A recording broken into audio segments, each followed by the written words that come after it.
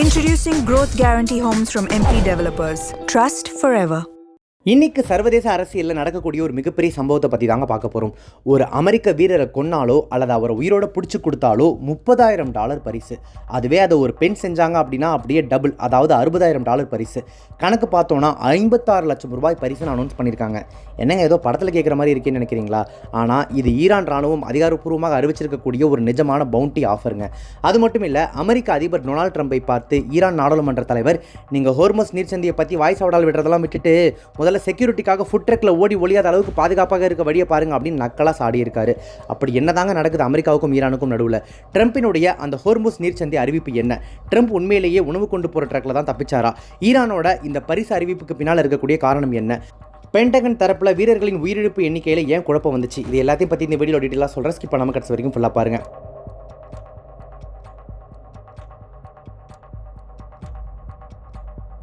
சரி, முதல்ல இந்த புது பிரச்சனை எங்கே ஆரம்பிச்சதுன்னு பார்க்கலாமா?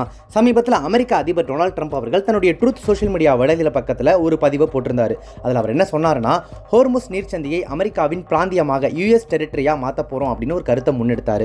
உலக அளவில் நடக்கக்கூடிய கச்சா எண்ணெய் வர்த்தகத்தில் 1/3 இந்த ஹோர்முஸ் நீர்ச்சந்தி வழியாக தான் நடக்குது. இது பாரசீக வளைகுடாவையும் ஓமன் வளைகுடாவையும் இணைக்கக்கூடிய ஒரு முக்கியமான கடல் வழி பாதையாக இருக்குது. இவ்வளவு முக்கியமான ஒரு இடத்தை அமெரிக்கா தனக்கான பிராந்தியமாக மாற்றும்னு ட்ரம்ப் சொன்னது ஈரானை உச்சக்கட்ட கோபத்துக்கு கொண்டு போயிடுச்சுன்னு சொல்லணும். ஈரான் இதை சும்மாலாம் விடல. ஈரானிய நாடாளுமன்றத்தின் தேசிய பாதுகாப்பு ஆணைய தலைவர் எப்ராஹிம் அஜிசி உடனே தன்னுடைய எக்ஸ் வலைதள பக்கத்தில் பதிலடி கொடுத்தாரு. அந்த பதிவில் அவர் என்ன எழுதியிருந்தாருன்னா, அமெரிக்க அதிபர் ஹோர்முஸ் நீர்ச்சந்தி குறித்து ஓயாமல் வாய்ச்சவடால் விடுவதை விட்டுவிட்டு உணவு ட்ரக்கிற்குள் ஓடி ஒளிந்து கொள்ளும் நிலைமை வராதபடி தனக்கான பாதுகாப்பை உறுதியாக்குவதில் கவனம் செலுத்த வேண்டும் அப்படின்னு நேரடியாகவே ஓப்பனாகவே கலாய்ச்சாரு. இங்கே பல பேருக்கு ஒரு சந்தேகம் வரலாம், அது என்ன உணவு ட்ரக்கு, ஏன் ட்ரக்குக்குள்ளே போய் ஓடி ஒளிஞ்சு கூடாதுன்னு சொல்கிறாரு அஜிசி, ஏன் திடீர்னு இது இழுத்தாரு அப்படின்னு. அதுக்கு பின்னால் ஒரு பரபரப்பான ரகசிய பாதுகாப்பு நடவடிக்கை இருக்குது. சமீபத்தில் துருக்கியில் நேட்டோ மாநாடு நடந்துச்சு. அதில் கலந்துக்க அதிபர் ட்ரம்ப் போயிருந்தப்போ அவருக்கு ஈரானிய உளவு அமைப்புகளால் ஆபத்து அல்லது அச்சுறுத்தல் இருக்குன்னு அமெரிக்க சீக்ரெட் சர்வீஸ்க்கு தகவல் கிடைச்சதா சொல்லப்படுது. இதனால ட்ரம்ப் அங்கிருந்து ரகசியமாக வெளியேற்ற முடிவு பண்ணாங்க.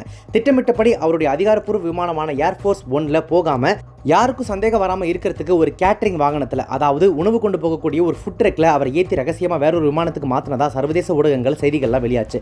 ட்ரம்ப்பும் கூட ஆமாம், செக்யூரிட்டி காரணங்களுக்காக என்ன அப்படி தான் மாற்றினாங்கன்னு ஒப்புக்கிட்ட தகவல்கள் வந்துச்சு.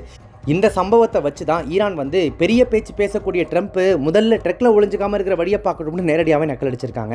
இப்போ விஷயத்தினுடைய மெயின் பார்ட்டுக்கு வருவோம். பேச்சுவார்த்தை ஒரு பக்கம் இருக்க, ஈரானினுடைய அரசு செய்தி நிறுவனமான IRNA ஒரு அதிர்ச்சிகரமான செய்தியை வெளியிடுது.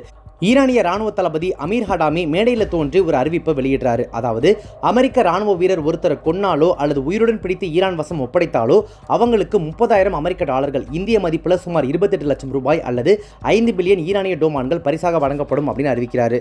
மேலும் அந்த அறிவிப்பில், எங்கள் நாட்டு மக்கள் பலரும் அமெரிக்க படையெடுப்புக்கு எதிராக நிதி உதவ முன்வந்து நிதி ஜிகாத் செய்ய விரும்புகிறாங்க. அவங்களோட வேண்டுகோளுக்கு இணங்கத்தான் இந்த திட்டத்தை உருவாக்கணும் அப்படின்னு ஹடாமி சொன்னதாக தகவல்கள் சொல்லுது.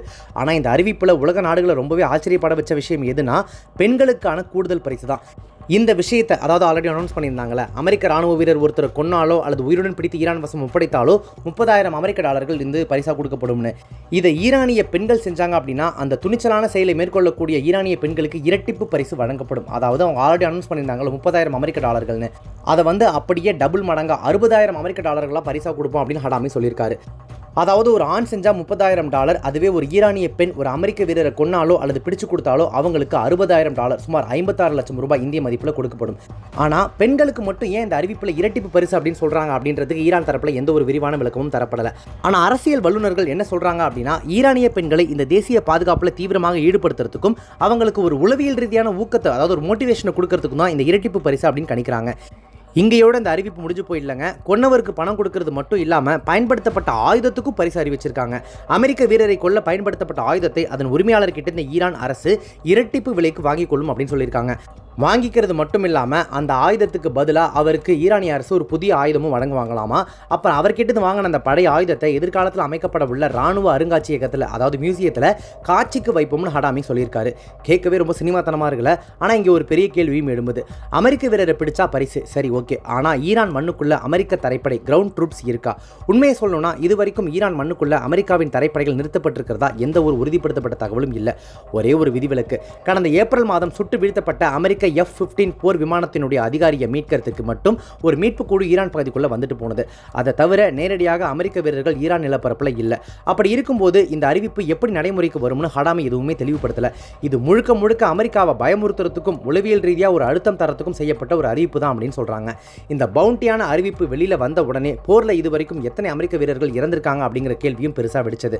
சமீபத்தில் ஜூலை 22 அமெரிக்க தரப்பு வெளியிட்ட கணக்கில் ஈரான் போருடன் தொடர்புடைய சம்பவங்களில் 18 அமெரிக்க ராணுவ வீரர்கள் உயிரிழந்ததாக தெரிவிக்கப்பட்டது.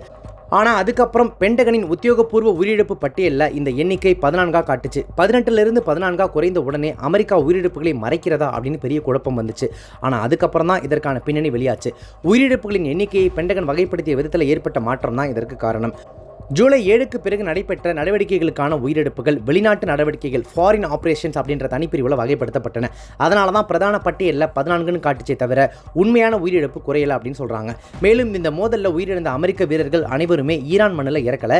ஜோர்டான், ஈராக் உள்ளிட்ட மத்திய கிழக்கு பகுதிகளில் நடந்த தாக்குதல்களில் தான் உயிரிழந்திருக்காங்க. அண்மையில் இந்த அமெரிக்கா ஈரான் இடையேயான மோதலுக்கு இடையே ஜூன் 17 இஸ்லாமாபாத் புரிந்துணர்வு ஒப்பந்தம் இஸ்லாமாபாத் அண்டர்ஸ்டாண்டிங் கையெழுத்தாகி இருந்தது. அதில் தற்காலிக போர் நிறுத்தம், 60 நாட்களுக்குள் இறுதி அமைதி உடன்படிக்கையை நோக்கிய பேச்சுவார்த்தை மற்றும் ஹோர்முஸ் நீரிணை தொடர்பான சில ஏற்பாடுகள் இடம்பெற்றிருந்துச்சு. ஆனால் துரதிருஷ்டவசமாக இந்த ஒப்பந்தம் பேச்சுவார்த்தை தோல்வியடைந்து முறிந்து போனது. இதன் விளைவாக தான் இப்போ 2 நாடுகளும் மீண்டும் நேரடியாக மோதிக்கொள்ள ஆரம்பிச்சிருக்காங்க.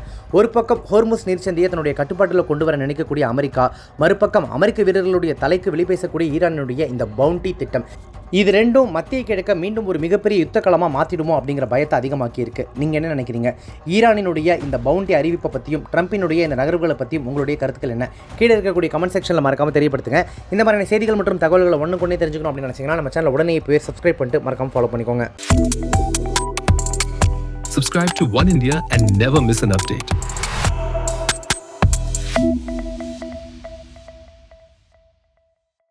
Introducing Growth Guarantee Homes from MP Developers. Trust forever.